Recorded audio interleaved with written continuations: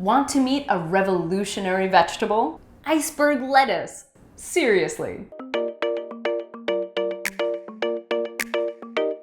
The creation of this crisp head changed the way we eat salad forever. Before the 1890s, lettuce was a seasonal and local treat, too delicate to ship long distances. But then, lettuce breeders came up with the Iceberg. They did it by crossbreeding varieties until they produced a new breed that could withstand the long, hot cross-country train journey.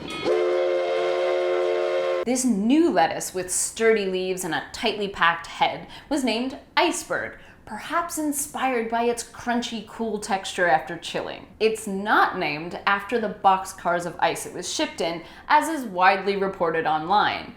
Iceberg already had its name before that first commercial crop shipped out.